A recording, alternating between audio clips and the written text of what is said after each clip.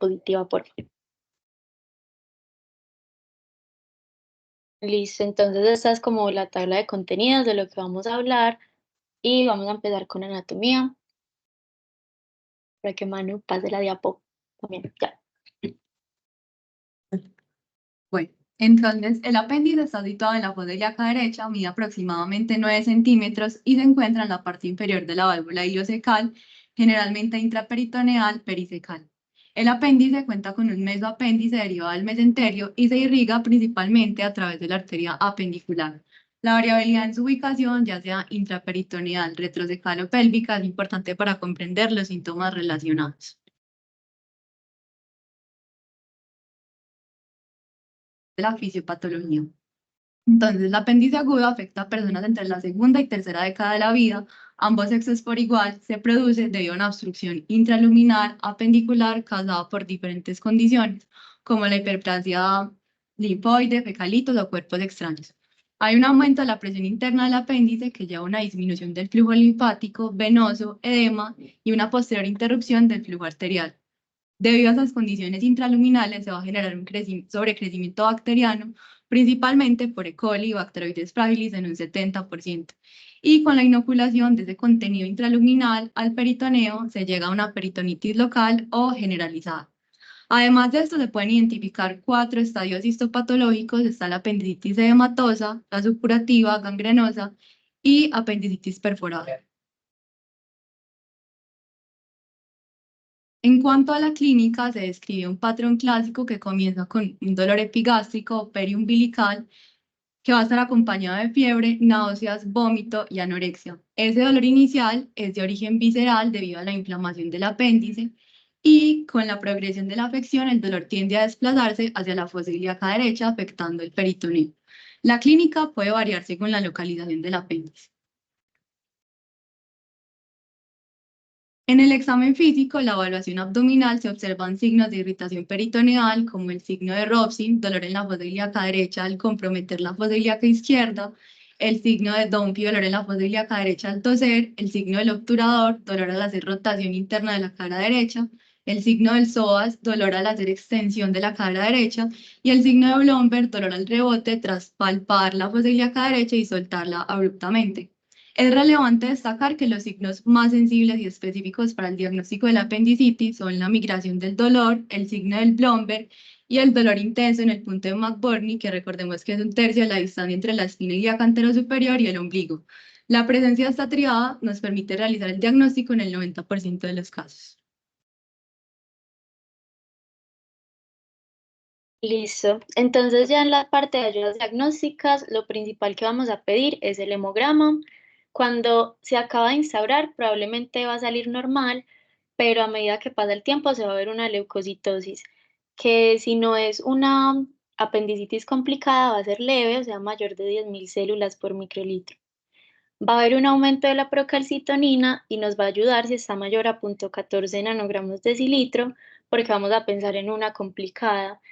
Uroanálisis y la gonadotropina van a ser para hacer diagnósticos de descarte. Entonces, por ejemplo, el uroanálisis va a ser para descartar itus, litiasis o cuerpos cetónicos y la gonadotropina pues para descartar embarazo. Pásala, por favor.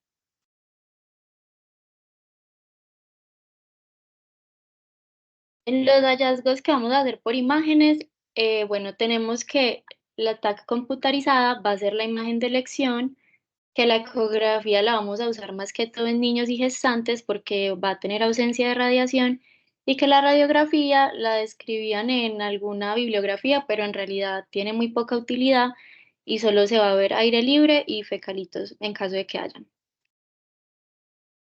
Pásala, por favor. Bueno, entonces en la tomografía tenemos que estos van a ser los hallazgos en caso de que haya apendicitis, que van a ser diámetro apendicular agrandado, más de 6 milímetros con una luz ocluida, que haya un engrosamiento de la pared apendicular mayor de 2 milímetros, que hayan cambios en las grasas periapendiculares y apendicolito.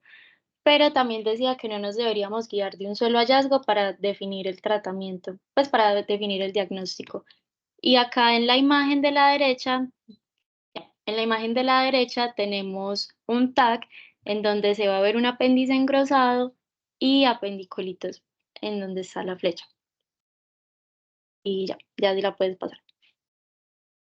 El ultrasonido, la ecografía, lo que vamos a ver son apendicolitos, un apéndice no compresible que va a tener un diámetro de espesor de pared doble mayor de 6 milímetros, dolor focal sobre el apéndice con compresión, un aumento en la ecogenicidad de la grasa periapendicular inflamada y líquido en el cuadrante inferior derecho. Acá es lo mismo, pues es una ecografía que va a tener un apéndice engrosado con una pared hipervascular que nos guiaría más a apendicitis. Pásala, por favor. Bueno, hay muchas escalas para apendicitis, pero voy a hablar de las tres más importantes, que fueron las que encontramos, que son la escala de Alvarado, que no se aconseja en pacientes con VIH ni gestantes, porque, pues si pueden ver, uno de los síntomas que da puntaje es la náusea y vómito, y muchas veces las gestantes de por sí van a tener esa sintomatología sin que tengan apendicitis. Entonces acá abajito están los puntajes, nos dice que 4 o menos va a ser baja probabilidad de apendicitis, 6 a 5 consistentes con apendicitis, pero no es diagnóstica, mayor de 7 puntos, alta probabilidad de apendicitis y de 8 a 10 es casi una certeza de apendicitis. Pásala, por favor. El Adult Appendicitis Score va a ser otra de las escalas que es la que se usa más en mujeres, que va a tener menos de 10 baja probabilidad, de 11 a 15 probabilidad intermedia, mayor de 16 probabilidad alta y mayor de 18 altísima probabilidad. Y la última escala, que es la que está en la otra diapositiva, es la Appendicitis Inflammatory Response Score, que va a ser la que más se usa en hombres y tiene muy poquita especificidad, pero igual pues todavía la usan mucho, que es de 0 a 4 baja probabilidad, de 5 a 8 intermedia y de 9 o más alta probabilidad. Bueno, en el tratamiento puede ser quirúrgico o no quirúrgico. La opción no quirúrgica, que no se recomienda tanto, se va a usar en pacientes sin hallazgo de peritonitis difusa o evidencia de abscesos, perforación, tumor o fecalito. Tiene contraindicaciones relativas y absolutas, entonces entre las relativas va a estar un paciente de más de 45 años, apendicolitos, líquido o aire extraluminal, fiebre o marcadores inflamatorios elevados. Y en las contraindicaciones absolutas va a ser un paciente con peritonitis difusa, inestabilidad, sepsis, embarazo, inmunodepresión y antecedente de enfermedad intestinal inflamatoria. Y básicamente lo que trata la opción no quirúrgica es tratamiento que inicia intravenoso y después se pasa a vía oral según el avance del paciente, que va a ser amoxicilina clavulanato de 1.2 a 2.2 gramos cada 6 horas o ceftriaxona 2 gramos cada 24 horas más metronidazol 500 miligramos cada 6 horas o el otro es cefotaxime 2 gramos cada 8 horas más metronidazol 500 miligramos cada 6 horas. La opción quirúrgica, que es la que más se usa, puede ser abierta o laparoscópica. Entonces, para la profilaxis, que se debe hacer 60 minutos mínimo antes de la cirugía, se pueden usar cualquiera de los que están ahí, que son cefoxitina 2 gramos intravenosos, cefotetan 2 gramos, cefazolina 2 gramos y pesa menos de 120 kilos, o 3 gramos y pesa más de 120, más metronidazol 500 miligramos. Clindamicina más ciprofloxacina en las personas que tienen alergia a penicilina o cefalosporinas. En la abierta es en donde se hace una incisión para sacar el apéndice, que ya abajo está como una imagen de los puntos que aparecen acá, que son McBurney modificado, medial infraumbilical y Rocky Davis. Y la laparoscópica nos va a permitir ver toda la cavidad abdominal, tiene una menor tasa de hilio paralítico, menor dolor posoperatorio, mejor resultado estético y es la que se aconseja en personas obesas, inmunosuprimidos, personas con alto riesgo quirúrgico y apendicitis complicada.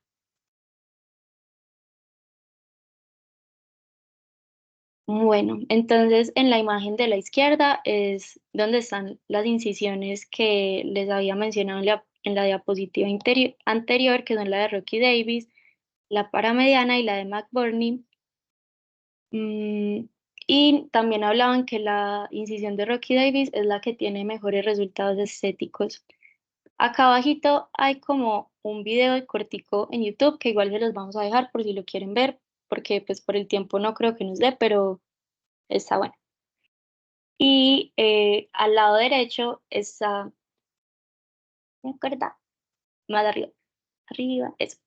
Y al lado derecho está una representación de una apendicectomía abierta con una técnica de invaginación del muñón apendicular que pues está mostrando el procedimiento.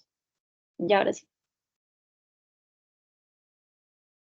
Y acá está mostrando la apendicectomía laparoscópica, como, pues también cómo se hace.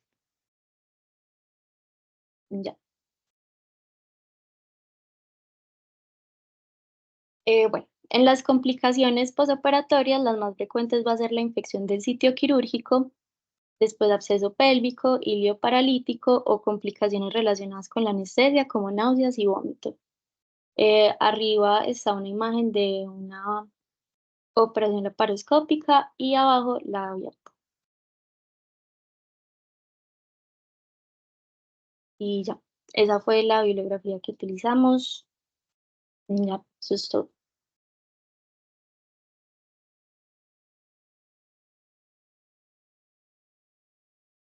Súper niñas, no sé si tienen alguna pregunta. Yo creo que la doctora Natalia quiere decir algo.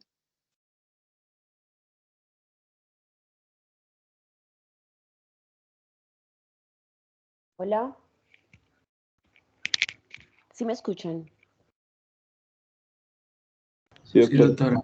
Sí, Bueno, entonces primero, muy buenas tardes. Para los que no me conocen, entonces mi nombre es Natalia Flores. La idea es que yo soy la coordinadora del semestre 11, que es donde se ve cirugía general, y los voy a estar acompañando tanto en las reuniones como en lo que más pueda pues del grupo de interés. Varias cositas. Entonces, la procalcitonina en nuestro medio no es tan utilizada, es algo supremamente costoso y pues no se ha demostrado que sea específicamente útil en el diagnóstico de la apendicitis. Lo otro es que el diagnóstico debe ser clínico en la mayoría de las veces, por eso es que yo les insisto siempre en la buena anamnesis y en el examen físico.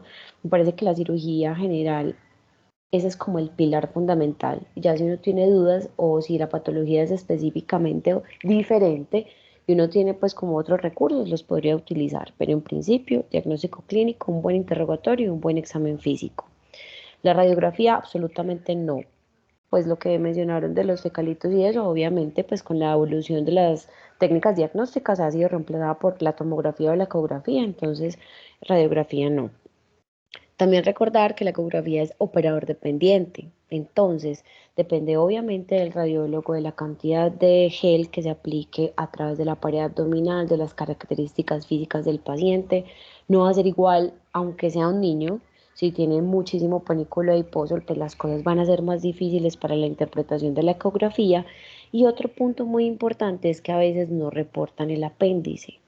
Entonces, si tienen ustedes una ecografía que ordenaron por un dolor en fosa ilíaca derecha, pero la piden como una ecografía abdominal total, muchas veces describen perfecto cómo se ve el hígado, la vesícula, el riñón, el páncreas, pero a veces no reportan el apéndice. Entonces, ¿ustedes qué piensan que se puede hacer en esos casos? Tienen la sospecha, piden la ecografía, pero la ecografía no reporta el apéndice, ni si está bien o si está mal. ¿Qué harían ustedes? Alguno que se arriesgue, que esto no es un examen. Profe, pues ya el examen de elección sería el TAC, pues en caso de apendicitis. Sí, esa es una muy buena alternativa. Y si definitivamente ustedes pues siguen pensando que ese paciente tiene una alta probabilidad de apendicitis, lo que pueden hacer entonces es o llamar a cirugía general o escalar a la tomografía. Lo otro que les quería mencionar es que es claro que las diferencias entre hombres y mujeres son muchísimas. Generalmente cuando enfrentamos un dolor pélvico o en fosa ilíaca derecha en una mujer, siempre hay que considerar entidades ginecológicas.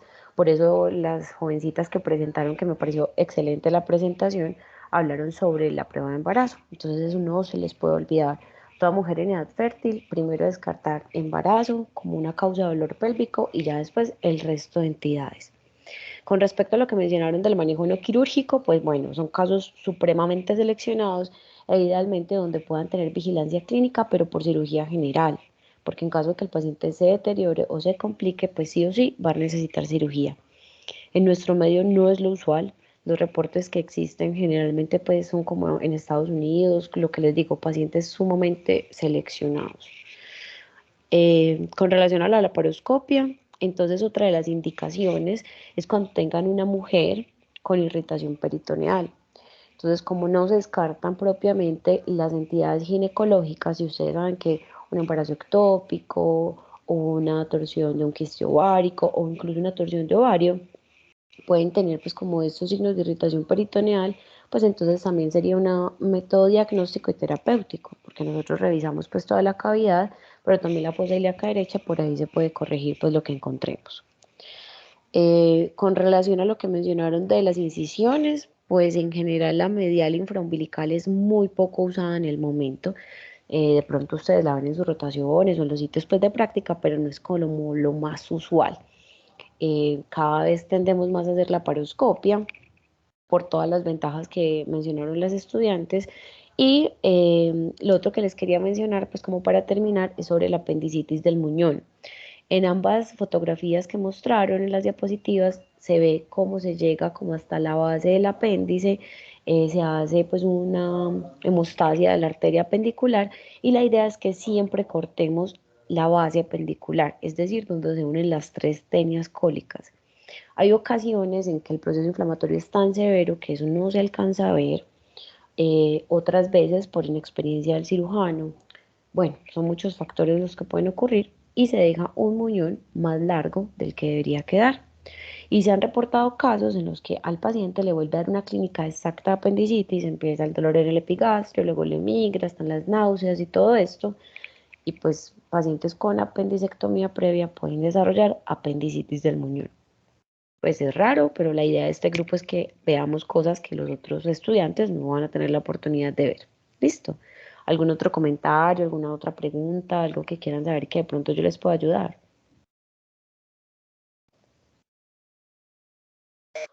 Profe, yo tengo como una pregunta.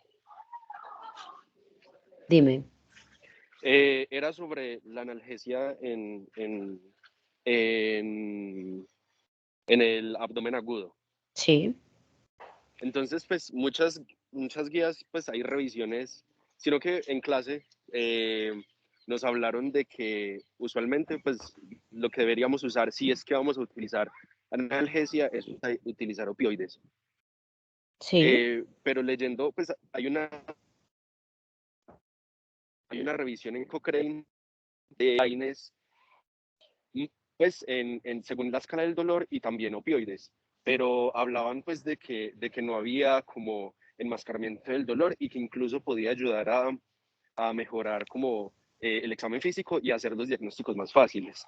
Pero en clase pues como que no mencionaron los AINES, entonces esa era mi pregunta. Bueno, mira, ningún analgésico está totalmente contraindicado en el abdomen agudo. Hay algo muy importante, es que tienen que tener en cuenta que el paciente consulta por dolor. Y si ustedes se encuentran en un sitio distante a donde pueda ser evaluado el paciente por un cirujano, pues tampoco es justo que dejen un paciente con dolor mientras es evaluado por nosotros. Entonces ahí es donde les hago muchísimo énfasis con la farmacología y la duración del tiempo de acción de los medicamentos. Si ustedes están en un sitio muy distante en el que saben que el paciente se va a demorar 4 o 6 horas para ser evaluado por un cirujano, pueden utilizar cualquier tipo de analgesia. Listo. Obviamente, AINES, preferiblemente, o opiáceos. Generalmente no ordenamos antiespasmódicos, es decir, iosina, eso casi que no. A no ser que ustedes ya sepan que el paciente tiene una patología biliar y que va a necesitar sí o sí cirugía, de pronto esa es como la única indicación. Pero en general, AINES o opiáceos. Lo otro que les iba a decir es, pueden escribirlo en la nota de remisión. Hora de administración del medicamento tal. porque eso de enmascarar o no enmascarar el dolor, pues muchas veces es tan subjetivo como el mismo dolor del paciente, entonces depende mucho del evaluador. Simplemente describir a qué hora se le administró el medicamento, cuántas dosis de medicamento, cuántos miligramos o qué fue lo que pasó, y ya cuando llegue a nosotros, entonces ahí sí evaluamos realmente qué es lo que está pasando sin enmascarar y sin cambiar el examen. Generalmente el paciente que está irritado con una dosis de diclofenaco, de dipirona o de tramadol. Eso no es que varíe mucho. El que sí puede enmascarar bastante es la diosina, como les mencioné. De lo contrario, es más, hay pacientes que necesitan hasta morfina para el traslado. Si les llega a pasar eso, simplemente describirlo súper bien en la historia clínica. Es un dolor incontrolable. El paciente obviamente no se puede trasladar con alto índice de dolor ni nada de estas cosas. Se le administró tanto de morfina. ¿Listo?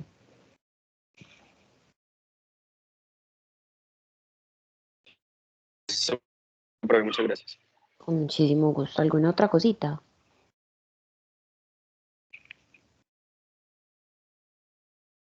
Profe, yo tengo una pregunta. Dime. Ya hablamos de que el diagnóstico es clínico, ¿cierto? Y pues que para este hay un par de ayudas que son como las escalas, pues Alvarado, la AS y la inflamatoria. Ujú. Pero estas escalas, ¿cierto? Que pues sirven es porque tienen un gran valor predictivo negativo, pues sirven Ajá. más como para descartar, ¿cierto? Sí, sirve más para descartar y de hecho, pues es más como algo académico en lo que empezamos a decir, listo, cumple con este criterio, cumple con el otro y cumple con el otro. La mayoría de guías no se cumplen en todos los casos, es decir, es muy raro que uno encuentre un paciente con absolutamente todos los criterios diagnósticos y que uno diga, listo, entonces 100% esta persona tiene apendicitis, ¿cierto? Es bastante complejo.